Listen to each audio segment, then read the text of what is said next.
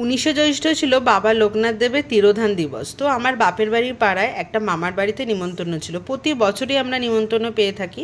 তো দেখো ওদের ঠাকুরঘরটা তোমাদের প্রথমে দেখিয়ে দিচ্ছি। তো যেদিন পুজো হয় সেই দিন খাওয়া দাওয়ার বন্দোবস্ত করে না, কারণ তারা খুবই ব্যস্ত থাকে।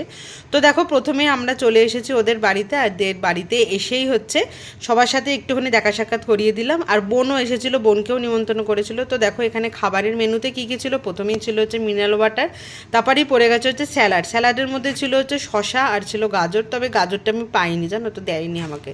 তো দেখো এরপরে এরপরে আমি খাচ্ছি হচ্ছে পনির পাসিন্দাটা জাস্ট ইয়ামি হয়েছিল। আর তার সাথে দিয়েছিল হচ্ছে টমেটো সস, কারণ পনির পাসিন্দার সাথে টমেটো সসটা খেতেই না বেশ ভালো লাগে। তারপরেই পড়ে গেছে দেখো পাতের মধ্যে ফ্রাইড রাইস, আর ফ্রাইড রাইসটা ছিল হচ্ছে ভেজ ফ্রাইড রাইস, কাজু বাদাম কিশমিশ একদম ভর্তি ছিল। তারপরেই পড়ে গেছে হচ্ছে ফ্রাইড রাইসের সাথে খাবার জন্য কাশ্মীরি আলুর দম। কাশ্মীরি আলুর দমটা যা হয়েছিল না। আর একটা সাইড ডিশ ছিল, সেটা হচ্ছে ছানার কোপ্তাকারি। তো ছানার কোপ্তাকারি দিয়ে ফ্রাইড রাইস খেতে না খেতে পাতা পড়ে গেছে দেখো আমের চাটনি, যেহেতু গরম কালার, তার সাথে পড়ে গেছে পাঁপড় ভাজা। তো নিমন্ত্রণ বাড়িতে এই পাঁপড় দিয়ে চাটনি ভাজা খেতে ফাটাফাটি লাগে। তারপরে পড়ে গেছিলো হচ্ছে পাতে পান্তুয়া, আর শেষে ছিল হচ্ছে হাজমোলা।